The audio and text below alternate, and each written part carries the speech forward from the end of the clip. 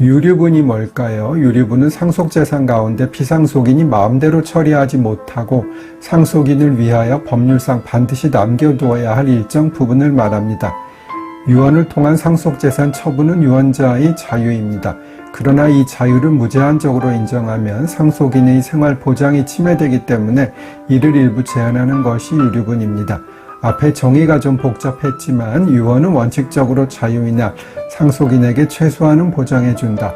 아무리 미운 자식이라도 원래 자기 받을 것의 2분의 1 정도는 줘야 한다. 이렇게 생각하시면 됩니다. 이렇게 상속인이 원래 받을 액수의 반 정도 주면 나중에 자식들 간에 소송이 생기는 것을 막을 수 있습니다. 제가 농담으로 상속 분쟁이 있는 의뢰인들에게 하늘나라에 계신 부모님이 자식들이 이렇게 머리 터지게 싸우는 것을 보면 얼마나 속상하실까요? 라고 말하기도 합니다. 유류분을 받을 수 있는 사람은 상속인 중 어디까지일까요? 유류분 권리자는 피상속인의 직계비속, 배우자, 직계존속, 형제자매입니다. 즉 상속 1, 2, 3순위까지만 유류분이 인정됩니다. 4순위인 사촌 이내의 친족은 유류분이 없습니다. 상속순위 한번 다시 정리해 드릴게요. 1순위는 직계비속, 2순위는 직계존속, 3순위는 형제자매, 4순위는 사촌 이내의 친족, 배우자는 1, 2순위와 동순위. 그리고 3순위인 형제자매의 유류분은 민법 개정으로 곧 없어질 것으로 보입니다. 유류분 제도는 한 40년 전에 생긴 것인데 위헌 심판이 헌법재판소에 여러 건 계속되어 있으나 아직까지 위헌 결정이 나지는 않은 것으로 알고 있습니다. 태아 및 대습 상속인도 유류분권이 있고 상속을 포기한 사람은 상속인이 아닌 것으로 되므로 유류분권도 없습니다. 그럼 유류분은 원래 상속분의 얼마일까요? 2분의 1 또는 3분의 1입니다. 그러나 대부분 2분의 1이긴 합니다.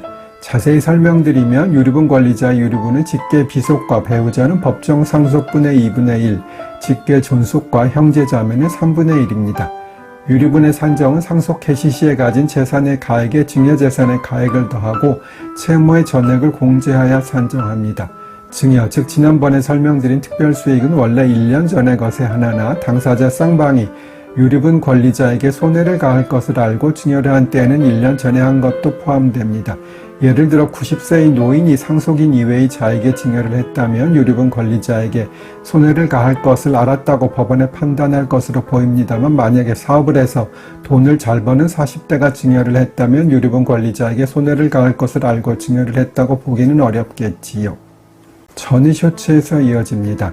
다만 공동상속인 가운데 특별수익을 한 사람이 있는 경우에는 1년 이전의 것이었는지 증여의 당사자 쌍방이 손해를 가할 것을 알고 한 것인지 관계없이 유류분 산정을 위한 기초재산에 산입됩니다.